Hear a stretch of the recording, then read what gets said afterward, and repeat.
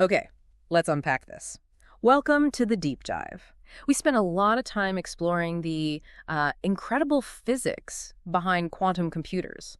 Superposition, entanglement, all those mind-bending concepts, and how they fit into these complex circuit diagrams. But there's always that fundamental question lingering, isn't there? How do these machines actually solve problems? And, maybe more importantly, how do they manage to do it faster than even our best classical computers? Right, that's a million-dollar question, really. Exactly. So today we're doing a focused deep dive into quantum algorithms in action, Deutsch's promise and Grover's search. Our mission basically is to cut through some of the complexity and really explore two foundational algorithms.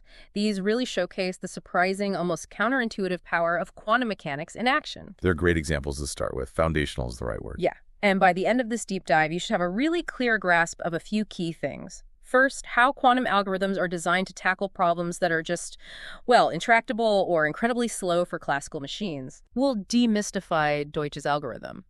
We want to understand it not just as like a historical footnote, but as this brilliant proof of concept for quantum parallelism and, its unique demonstration of quantum speedup. It really was the first glimpse of that potential. Then we'll turn to Grover's algorithm. Its practical application to unstructured search problems, we'll see how it offers a really significant advantage. A very different kind of advantage, but powerful.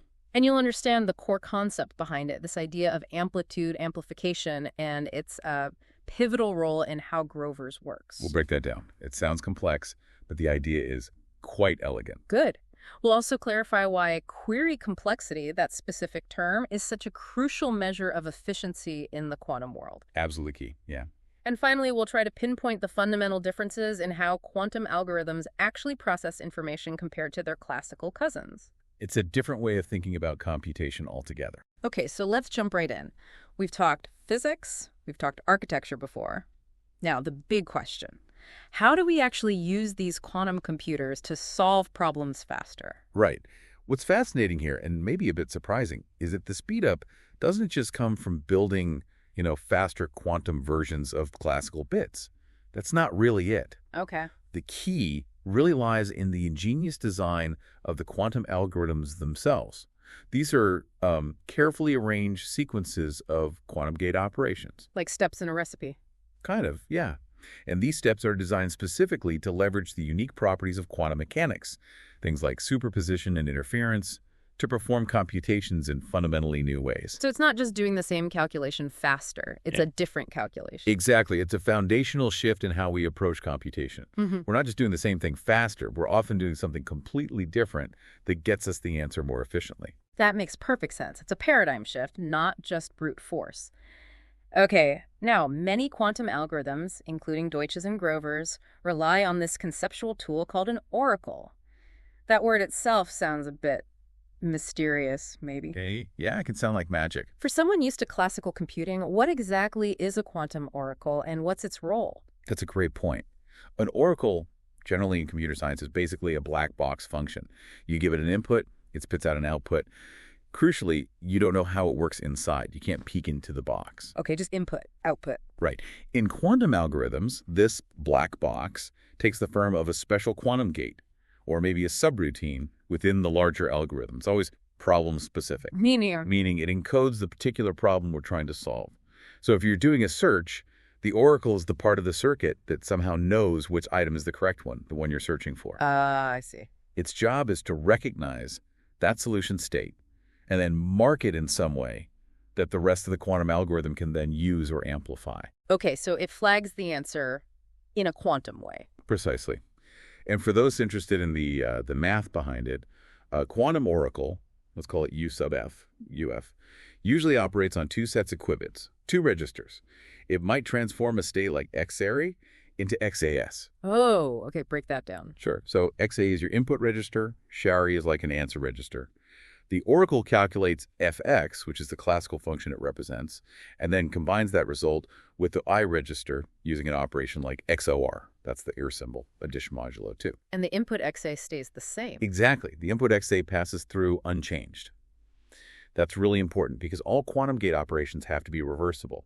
You need to be able to run them backward. Yeah, reversibility, I got it. And the whole point of using an algorithm with an oracle is to figure out some property of that function, fx, using the fewest possible calls or queries to that oracle. And that's where query complexity comes in. That's it exactly. Query complexity becomes our main yardstick for measuring how efficient the quantum algorithm is. And it's usually in comparing the number of quantum queries to classical queries that we see that quantum speed up most clearly. That sets the stage perfectly.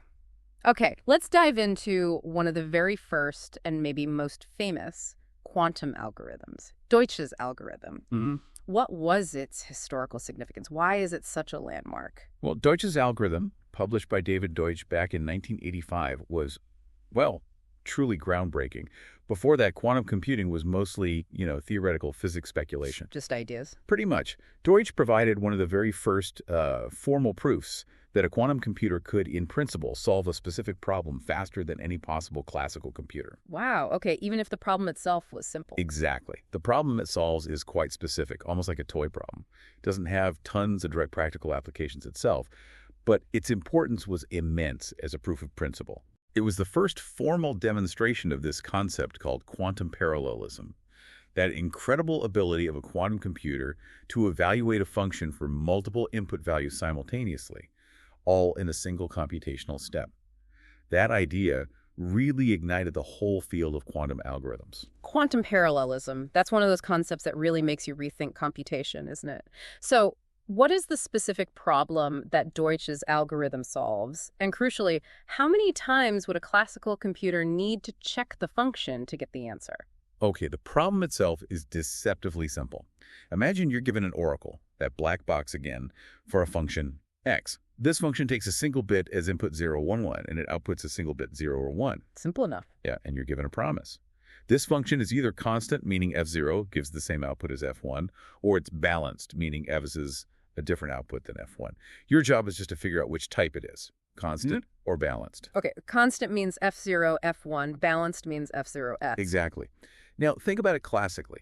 To be absolutely sure which type it is, what do you have to do? Well, I'd have to check f, see what that is. Then I have to check f1, see what that is, and then compare them. Precisely.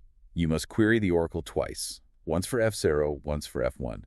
Only by comparing those two results can you definitively say if it's constant or balanced. There's just no way around making two queries in the classical world. Okay, two queries classically. And here's where quantum mechanics comes in with a twist.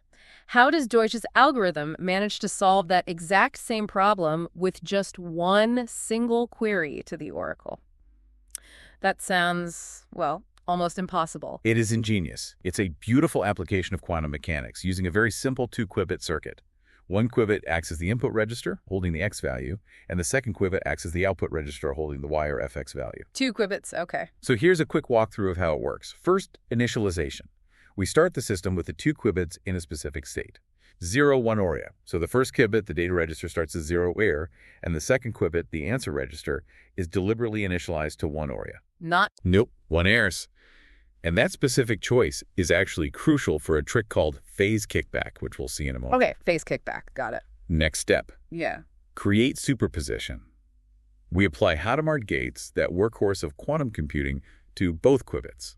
The first qubit, which started as 0i, becomes 1, 3 plus 1 air, which is an equal superposition of both possible inputs, 0 and 1. Right, putting it in both states at once. Exactly. And the second qubit, which started as 1 air, transforms into 0r. This state is often just written as era. Okay, both qubits are now in superposition. Correct. Now comes the key step, the single query to the oracle you're on. Because that first qubit, our input register, is in a superposition of 0 and 1. When we apply the oracle air, it effectively calculates both f0 and f1 simultaneously. That's the quantum parallelism we talked about. Calculating both at the same time. Okay. And here's where the magic of phase kickback happens.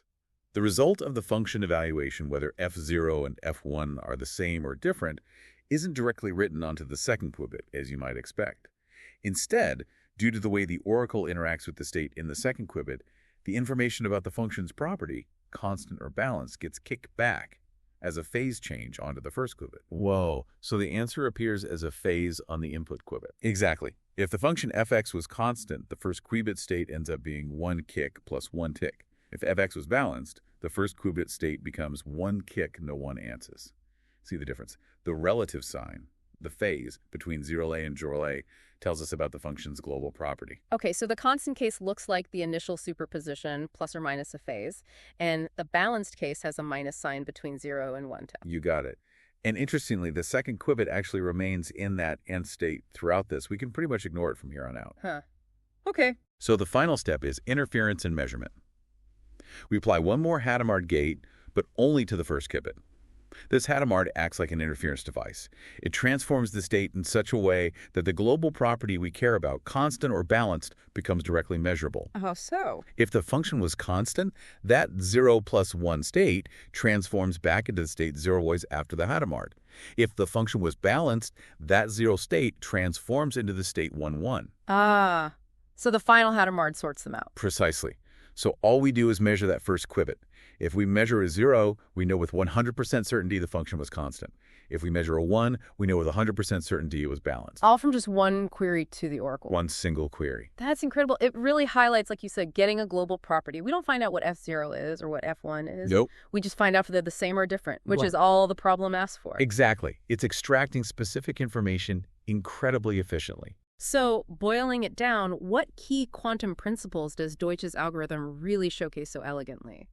Well, it beautifully demonstrates how quantum parallelism, evaluating the function for multiple inputs at once, combined with the really clever use of interference and this phase kickback mechanism, allows a quantum computer to determine that global property of the function by evaluating it just once. Which is provably impossible classically. Provably impossible in one query, yes. It really was, you could say, the first shot fired in the quantum algorithm revolution.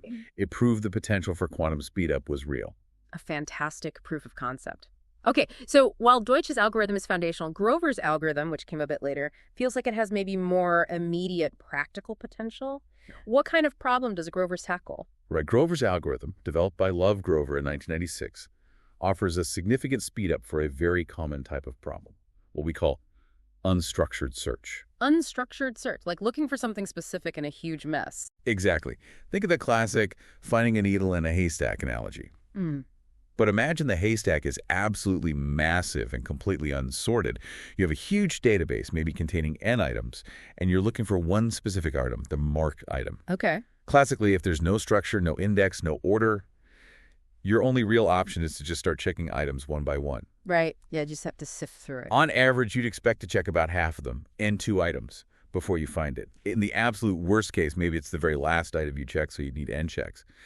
The classical time complexity is basically proportional to n, or what we call ON. Okay, linear scaling with the size of the database. Makes sense? And Grover's algorithm offers this famous quadratic speedup. What does that actually mean in practical terms? Can you give an example? It means it solves the same unstructured search problem in roughly O near n steps, the square root of n. That's a quadratic speedup. Square root. Okay, how much difference does that make? It makes a huge difference, especially as n gets large. Let's take an example.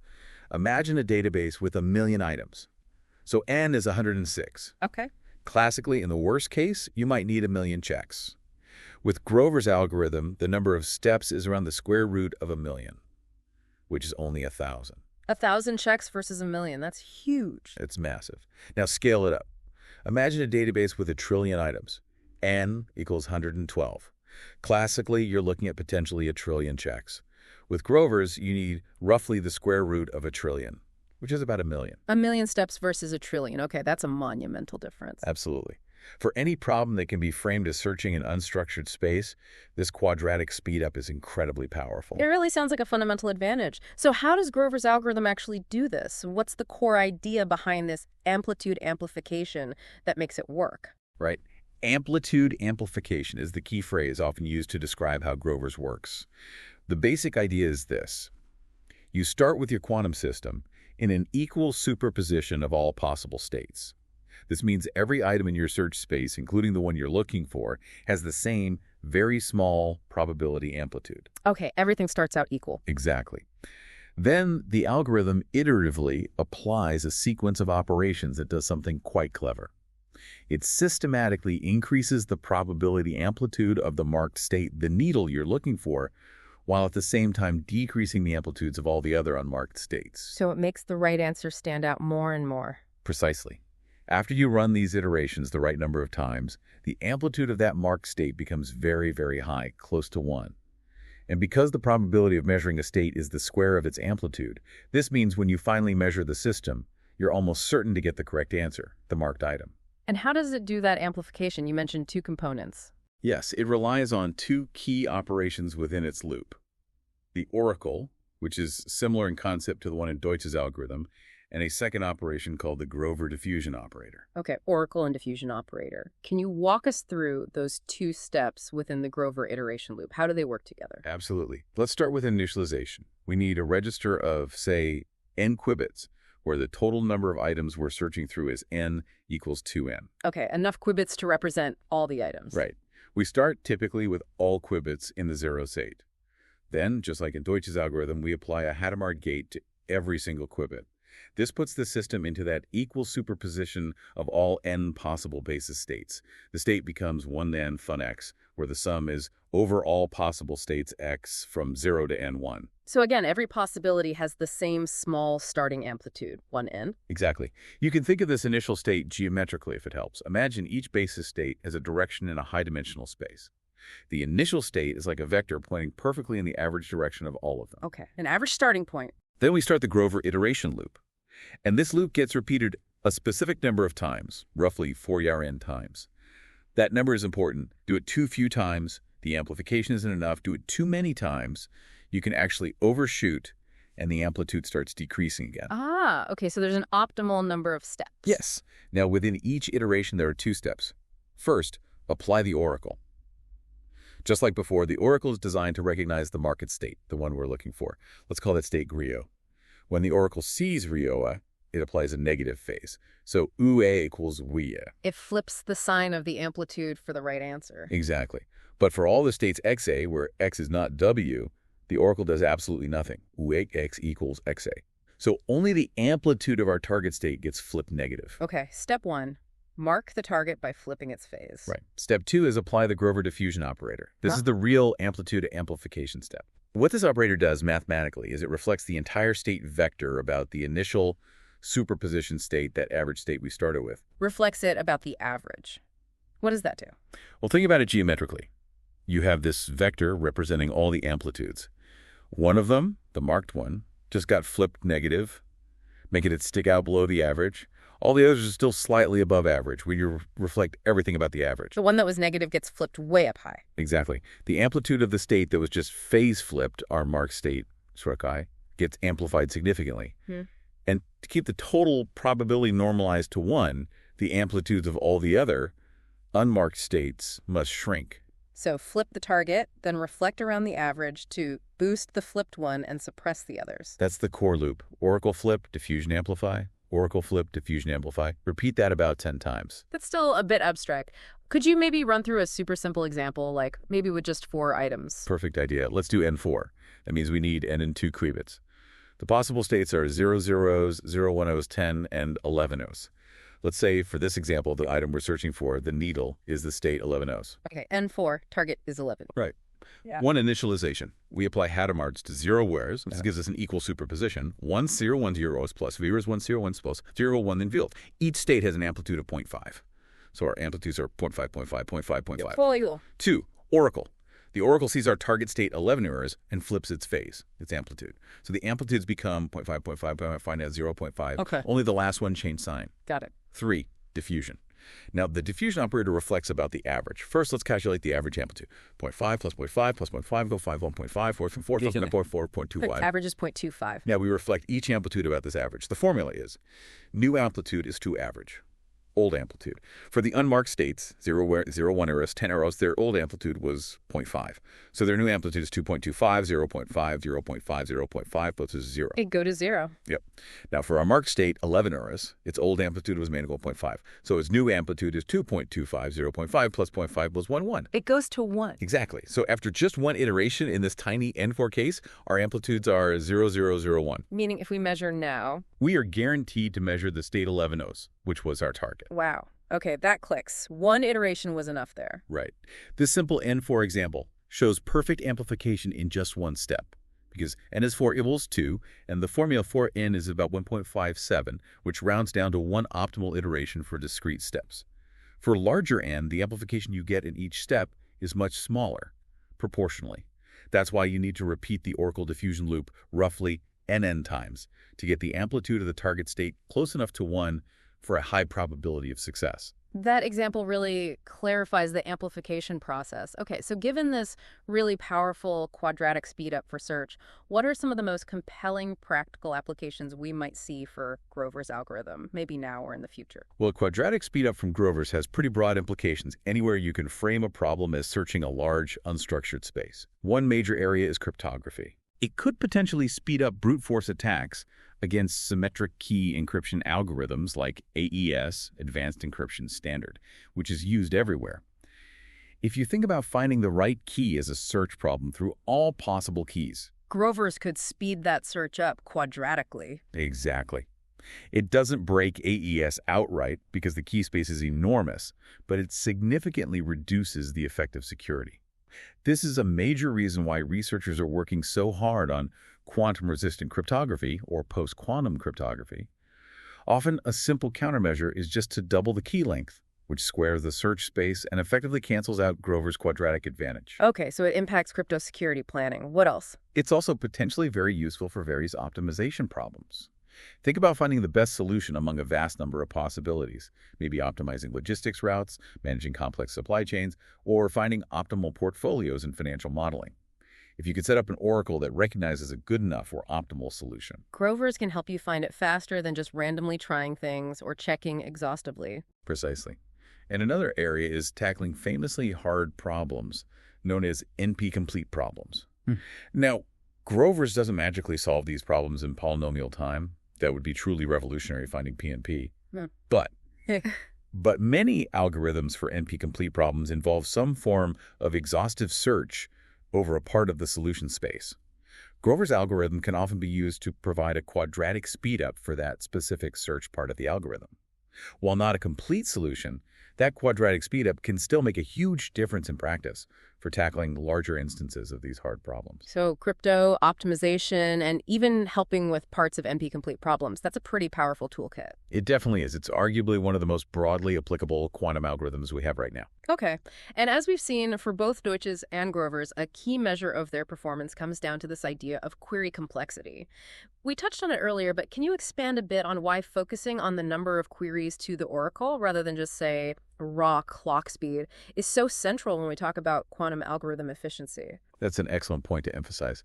Query complexity really is the primary benchmark we use to gauge how efficient a quantum algorithm is, especially one that uses an oracle. The whole game is to figure out whatever property you need to know about the function hidden inside that oracle using the absolute minimum number of interactions or queries with it. Because each query might be considered expensive in some sense. Exactly, or at least it's the fundamental bottleneck.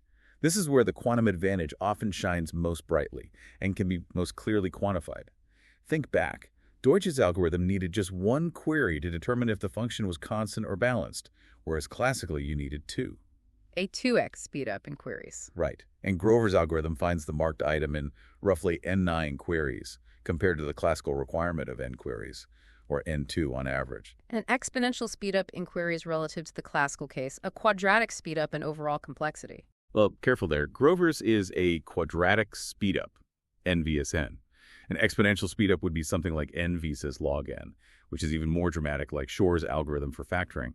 But yes, Grover's n vs n is still a very significant polynomial speedup in query complexity.